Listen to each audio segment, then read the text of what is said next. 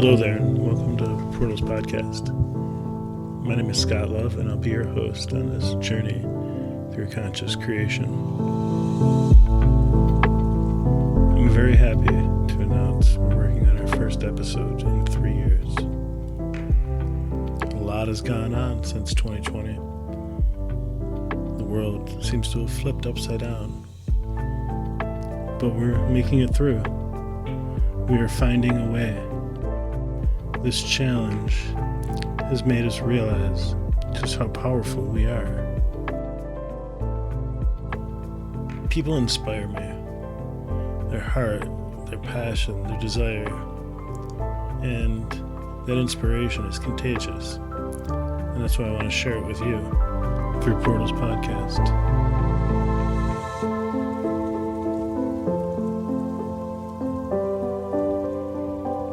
We have one chance to do this right.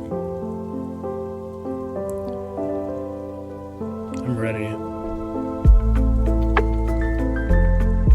I'm ready to see what we can create together.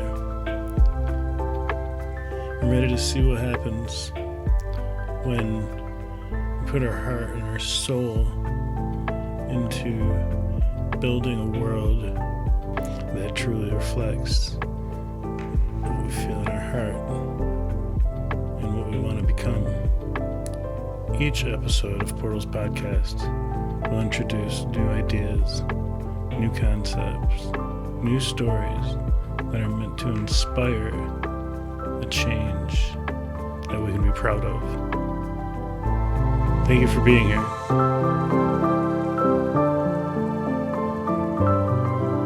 Let's get inspired.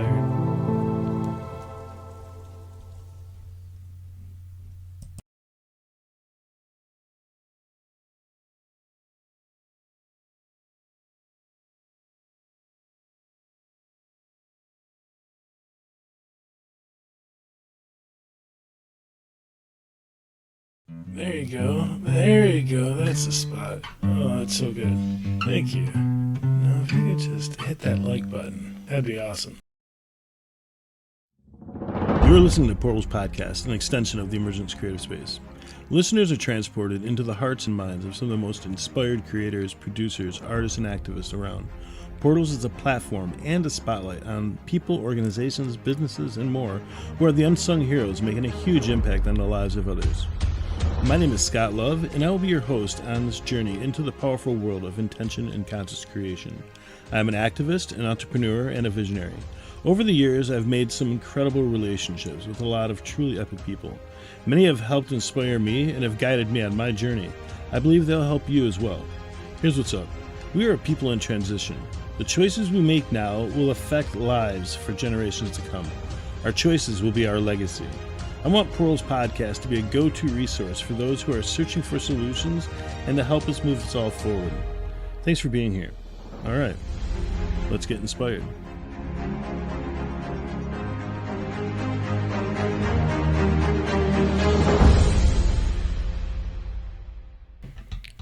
All right, hello and welcome. I'm so excited. I'm sitting in this dark room because of the name of this episode of Portals Podcast, which is In the Shadows. And we're going to be taking a close look at some secret society stuff, some mystical stuff. This is the first of 3 episodes that we'll be recording on the secret societies and mystery cults. Each one is going to be an upgrade from the one before it. I'm going to be using these 3 episodes to practice recording podcasts using the system that I'm using, which is OBS. So I'm kind of bouncing between OBS and Audacity to record these podcasts, which is fun. I'm having a lot of fun with it. And I'm learning a lot. For those of you who remember Portals Podcast from 2020, that was pretty much straight up an interview formatted podcast, and I really enjoyed that. And we'll be doing some interviews in the future with Portals as well. But one of the things I'm most excited about Portals podcast this time around is the fact that we're going to be doing it in segments, meaning that each episode is going to be formatted much like a magazine, like a topical variety show where we'll be talking about different aspects of the 4 pillars of the emergent creative space, those being sustainable living, natural health and wellness, personal/spiritual development, and community culture and activism. We'll touch more on that a little bit later in the video. I'm going to be introducing you guys to the Emergence Creative Space website and give you a little tour of that. Anyhow, the topic of this episode is secret societies, and we are going to be reading directly from the Emergence Creative Space website article of the same name, Secret Societies, and I really hope that you enjoy this. Let's see what we find out. All right, a little bit of a heads up. There is a little discrepancy between the text of the article and the script of the voiceover, and that just has to do with timing and editing. It will be fixed in the magazine when we publish, but for right now I just wanted to get it into this podcast and share it with you. Hope you don't let the errors distract you from the big picture, and I hope you enjoy. All right, we're going to start on the homepage of the Emergence Creative Space website. You can find Emergence Creative Space at emergencecreative.space. It's not a .com, it is .space. All right, and you first land on the homepage, and you see here on the very front is the most recent articles. I'm going to come over here to In the Shadows, Part 1, the early secret orders. And first thing I'm going to do is I'm going to, just for the sake of this podcast, I'm going to blow it up a little bit so it'll be easier to read. That's a little bit too big. All right. And I wrote this because of a fascination I had on secret societies. That goes back to when I was a little kid. Back to when I first heard about the word Illuminati and secret sects of people who get together and really control what's going on around the world, and it's just fascinated me. So over the years, anytime the word secret society popped up, my ears would perk up. Later on, that became a slightly fascinated take on cults, because in a way, and we're going to get into this in another episode, but cults and secret societies are very closely related. But we'll get more on that another time. So we're going to go ahead and read this directly from the Emergence Creative Space website, and we'll catch back to you on the flip side.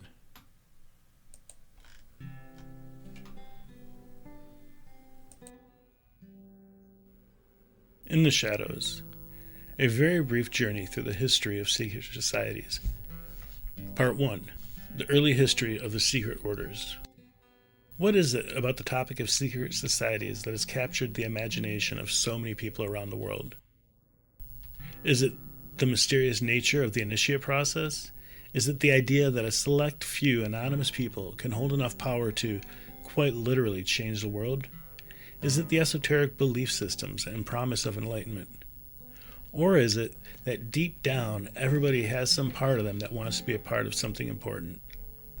Whatever the reason, it's not a new phenomenon. In fact, secret societies and our fascination with them have existed since the dawn of civilization.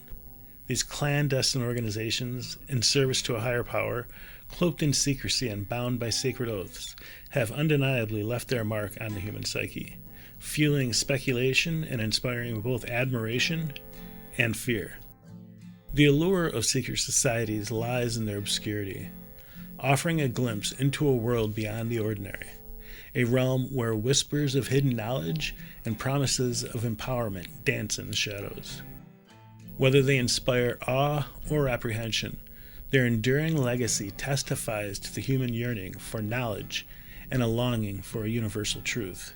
What seems to have started with the pursuit of answers to some of the more fundamental mysteries of life and death has shifted and changed over the ages. Today, there's no facet of the human condition that is untouched by these top-secret sects, orders, and political conspirators. There's no mistaking it. They are indeed the ones responsible for writing the history of civilization. As far as our fascination with them goes, that comes from our own endless curiosity, needing to know everything we can. When it comes to secret societies, we want to know, why did they feel the need to be selective? What's the story? And what were they afraid of? While it's true there are billions of people who couldn't care less about what's going on behind the scenes, there are a few who are so captivated by the mystery that they've made it their life's work to unveil the murky shroud around them. After spending just a few minutes of looking into it, it becomes clear just how much of our past, present, and future is controlled by these secret societies. We begin to realize that not everything we've been led to believe is true. We're going to take a quick look at a handful of the more well-known secret societies and take a quick peek at some that may be brand new to you. It starts in the furthest reaches of our story and will bring us all the way to the current era. What we find may surprise you. There's so much to secret societies, and so this is merely a guide to some of the more fascinating groups and belief systems that have become the structure by which all of society is built around. When researching this article, I couldn't help but feel like I was starting to see something that had always been there, but I didn't understand it. Similar to when we first found out about the importance of the sun and how it affects everything the light touches, so too was the realization of just how important secret societies have been to our story, on every level. The mystery cults of ancient Egypt. Our story begins in the midst of antiquity. It is ancient Egypt, with its complex rituals, reverence for hidden knowledge, and powerful architecture, that birthed the mystery schools. In all actuality, the existence of secret societies have been documented going back even further than the Egyptians, but it is in their writings and cultural beliefs that we see their overwhelming influence and get a clear understanding of how they, the mystery schools, came about. So in this way, the Egyptians are the OGs when it comes to secret societies, most notably the cults of Isis and Osiris. It was their priesthood who guarded the mysteries of the afterlife and the secrets of the cosmos. Many of their studies and experiments would later be identified as alchemy, chemistry, astrology, astronomy, medicine, and mathematics. It was these mystery schools that created the model for what would later become the foundations of higher learning.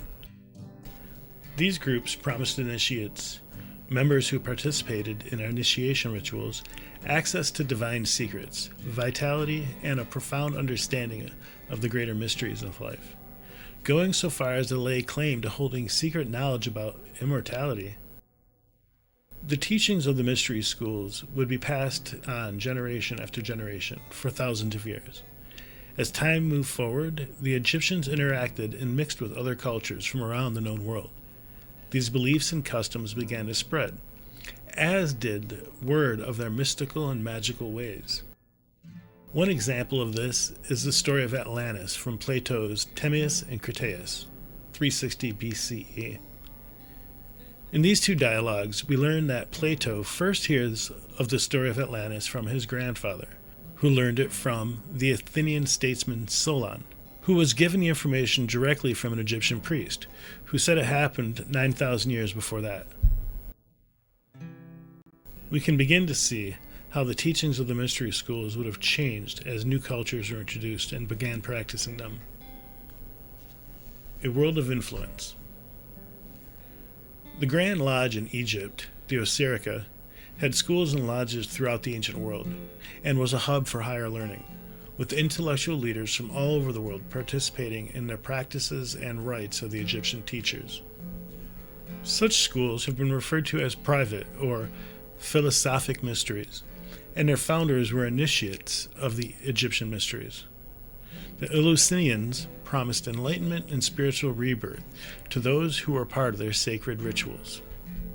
For centuries, the Greeks participated in an annual ceremony that would guide the practitioners along the path, according to the myth told in the Homeric myths of Demeter. While it's the Greeks, specifically the Athenians, who are known to have participated in this rite, it started as a Minoan tradition.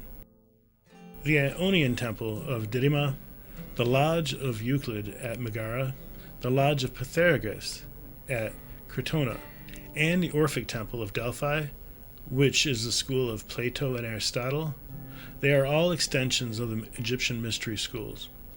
Their philosophy had been handed down by the great Egyptian hierophants throughout the mysteries. In addition to the control of the mysteries, the Grand Lodge permitted an exchange of visits between the various lodges in order to ensure the progress of the sacred science. We are told in the Timaeus by Plato that seekers of mystical wisdom as well as intellectual knowledge visited Egypt for initiation and were told by the priests of Sais that, in quote, "You Greeks are but children in the secret doctrine," end quote. Nevertheless, the Greeks were allowed to visit and learned by attending and participating in secret processes. This was allowed in order to promote the spiritual progress. Correspondence between Anibu, an Egyptian prophet, and Porphyry, a Phoenician who studied in Athens, discusses the fraternal relations existing between the various schools or lodges in different lands. It speaks to how, when their members visited, how they were greeted, and how they were to assist one another in the secret sciences, with the more advanced being obligated by vow to assist the instruction of their co-initiated brothers. And while the traditions and ceremonies were altered to fit the mindset and beliefs at the time, sometimes subtly, sometimes drastically, the core structure of the teachings remained. This process of influence and adaptation continued with every new regime or leadership structure that was put in place. We need to keep in mind that in this era of time there were many wars, and political upheaval was a constant threat. Conquering armies would invade a country, and after some time they would absorb its cultures and traditions, only to then be conquered and absorbed by another invading army. At times, the knowledge and spiritual practices of the land would be forbidden, because it challenged the beliefs and teachings of the invaders.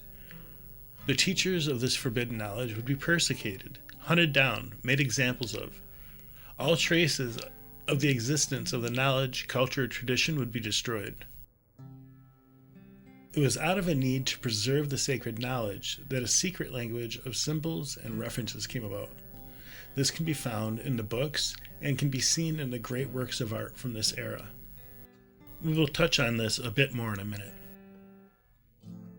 The Great Library of Alexandria held potentially as many as 400,000 manuscripts and was built up over years of trade, exploration, and colonization. It was seen as one of the great treasures of the civilized world. It is believed that the Alexandrian Library, founded in Alexandria, Egypt, was most likely inspired by an exiled Athenian named Demetrius of Phaleron, clearly demonstrating the connection between mystery schools of Egypt, Greece, and the rest of the world. Alexandria was known the world over to be one of the centers for learning intellectual and scientific mysteries.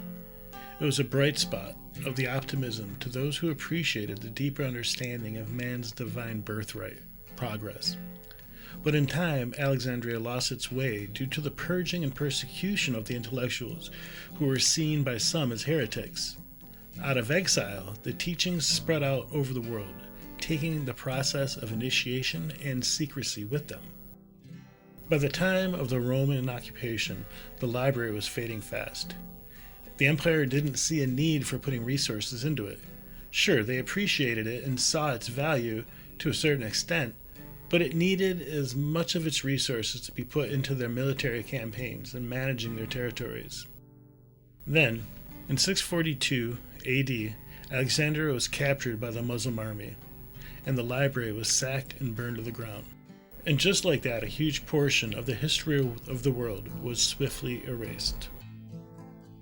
Can you imagine how much we could learn about the history of the ancient world if we were to find a trove of hidden books from the Alexandrian library?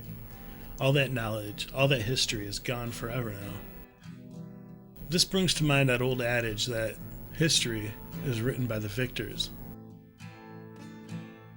600 years before the sacking of Alexandria, there was a small brotherhood of men who were driven underground, forced to practice sacred rites in secret, due to the fear of death by the hands of the Romans. This group would continue on in secrecy for centuries before finally growing to become one of the most dominant forces in all of human history. You will find no better example of how a small group of initiates can go from being persecuted to becoming the very system that they were oppressed by than the Christians. Okay, I'm going to skip over the history of Christianity for two reasons. One, it's far too large of a history to tell in this article, and two, it's already very well known. I will say, however, if you are really interested in how a secret society can grow literally to rule the world, just take some time to study up on the historical side of the story of Jesus and the creation of the Christian church. It's all there, the blueprint. Everything you need to know about how to create a secret society for change, it's there. Many of the secret societies we know of today have roots connected to the orders created during the times of the Roman occupations. It's fascinating to see how the keepers of the wisdom found a way to keep the knowledge alive throughout the centuries of persecution, and how the information was taught to new initiates using secret symbols as code. How they hid a whole fascinating world of mystery and magic in scientific languages, mathematics, the arts of the luminaries, and the lore of the storytellers, thus keeping it safe, hidden. This is actually where the word esoteric comes in. While the word has a very broad connotations, it has come to mean that which remains hidden. This is exactly why this knowledge is today known as esoteric wisdom. Much like how a mycelium network grows underground, it thrives underground, out of view, we never really know how big the network is. All right, that's going to do it for this episode of Portals Podcast. I hope you enjoyed this. Like I mentioned earlier, this is our test run, our first attempt at practicing a narrated episode. So, there's some mistakes, I get that, but that's the best part about claiming to be a practice run. You don't have to be perfect. In fact, do you ever really have to be perfect? Maybe at some point we'll get closer and closer to perfection, or maybe not, or maybe it's just whatever. Thank you so much for checking out this particular episode of Portals Podcast. My name is Scott Love, as I mentioned, and I do have some perks that I would like to pass on. I'd like to thank Beth Rainey and John from Etherforce and Wendy Owens for being the first 3 subscribed members to the Emergence Creative Space. A little bit of ECS news for you. ECS is excited to let everyone know that starting in the month of April, we'll be posting brand new episodes of Portals Podcast twice a month, the 2nd and 4th weeks. And this is just a little sample of what those may be like. Still in the experimental phase. We'll be publishing the first issue of Emergence Creative Space on April 14th. That's just about a week from now. Excuse me. The ECS platform is due to open in test mode during the same week of the first issue of Emergence Creative Space magazine. Now, let me just take a second to give you a quick tour of what we have going on with the Emergence Creative Space. I'm going to let this load up. The Emergence Creative Space actually started in 2011 as I was working up to the. Let me switch back over here so you can see my face while I'm talking. The Emergence Creative Space actually started in 2011 after a few months of putting together the event in Sedona, Arizona. I started realizing that there was these people all over the place, but the network wasn't very strong. The social medias weren't the force that they are now. I mean, they were pretty potent. In fact, I couldn't have made the 11 gathering if not for social media. But, or maybe it was just that I wasn't too adept at it yet. But anyhow, the Emergence Creative Space started as the Emergence Earth Project, and we had the hope of creating a platform that would connect all these different inspired people from around the world, and where we could talk about the concepts and topics that we find important. Sustainable living. We actually had a whole list of things that we wanted to include in the Emergence Earth project, but it was just scattered. I mean, how do you have a list of 1,500 different categories? So we actually narrowed it down to 4, and we call those 4 the 4 pillars. And those 4 pillars are sustainable living, natural health and wellness, personal spiritual development, and community and culture. And then we added activism, because activism is very important. And then you'll notice through some of the Emergence Creative Space platform, we actually call actionism. We call activism actionism. There we go. And because that's what it takes. It takes action. It's easy to show up for meetings. It's easy to blast on the social medias when you don't have to stand up and you don't have to be in front of everyone. And those things do have an important role in the culture of today to get the word out. But words only go so far, and that's where the words chop wood and carry water come in. Anyhow, let me switch back over to the Emergence Creative Space so I can share with you a little bit about what we have, what we're working on. If you head over to the Emergence Creative Space, once again, it's Emergence Creative Space, emergencecreative.space. There's a Start Here page, which will show you a lot about the philosophy and the inspiration behind the Emergence Creative Space project and the platform. Here we have a letter from me explaining my take on what's going on, and really laying down the energy of what is going to go into the Emergence Creative Space platform. Here we have a story about the 4 pillars. You can register here. But if you take a look at this right here, this is great. I love this. Let me shrink this down just a tad so we can get it all in there. All right.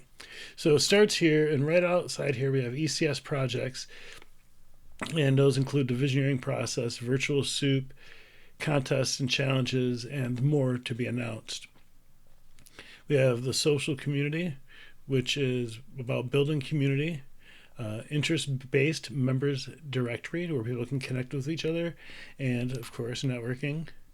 Resources and tools, we have a lot that are still on the shelves, in the being put together, being learned. This is all a learning process, but we're creating a knowledge bank that will help members find out information regarding interests that they have, whether it's starting a business, creating an activist organization, or something more personal, like how to live a more sustainable life.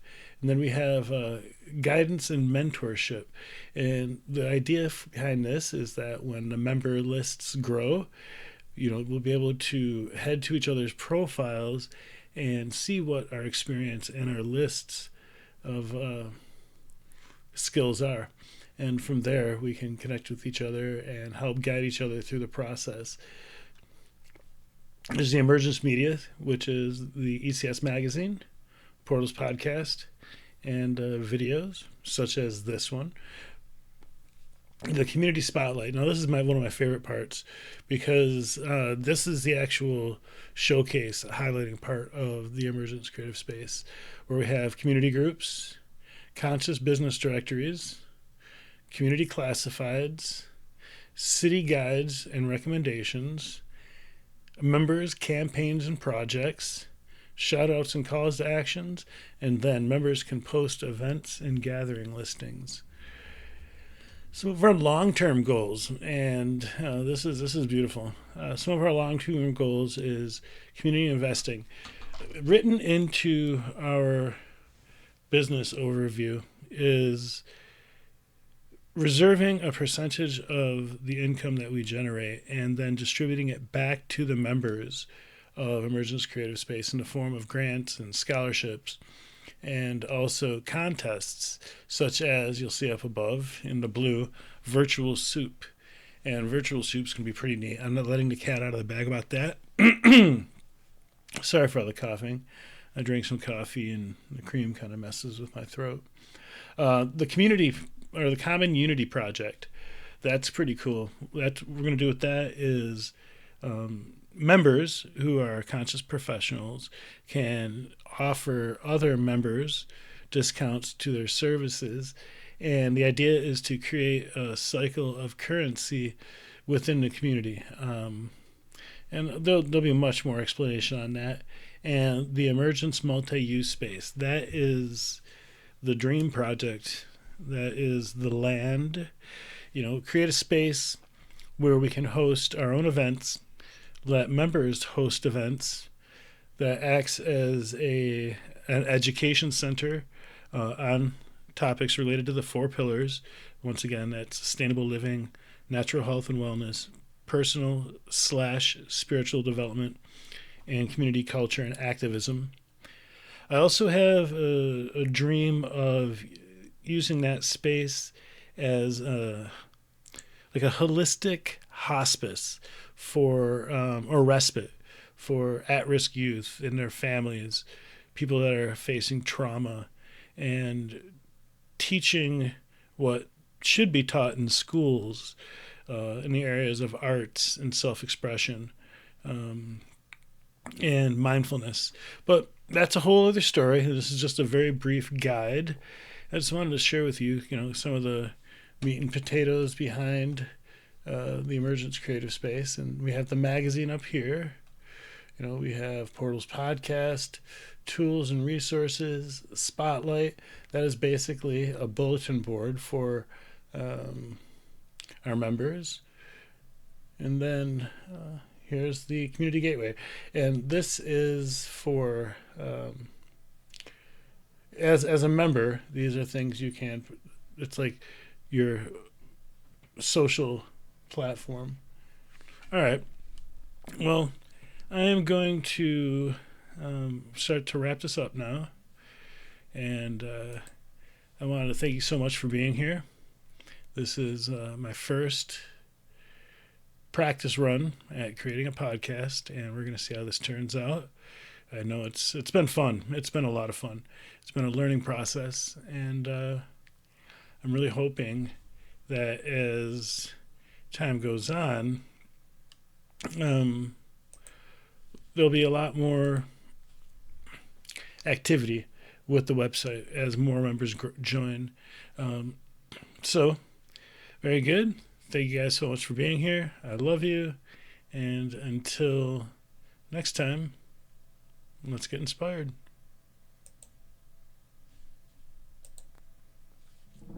You're listening to Portals Podcast, an extension of the Emergence Creative Space. Listeners are transported into the hearts and minds of some of the most inspired producers, artists, and activists around. Portals is a platform and a spotlight on people, organizations, businesses, and more who are the unsung heroes making a huge impact on the lives of others. My name is Scott Love, and I will be your host on this journey into the powerful world of intention and conscious creation. I'm an activist, an entrepreneur, and a visionary. Over the years, I've made some incredible relationships with a lot of truly epic people. Many have helped inspire me and have guided me on my journey. I believe they'll help you as well. Here's what's up. We are a people in transition. The choices we make now will affect lives for generations to come. Our choices will be our legacy.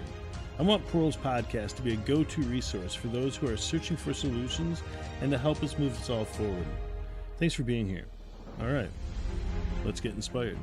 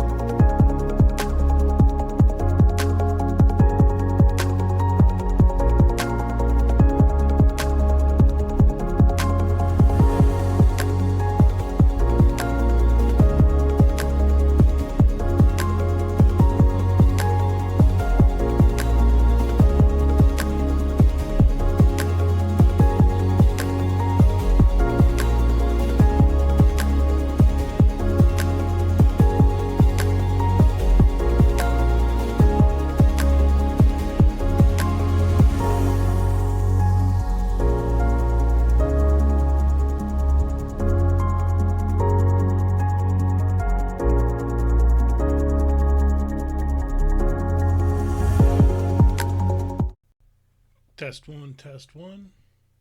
Checking to see if this is recording. I hope it is. See if we can get some video now.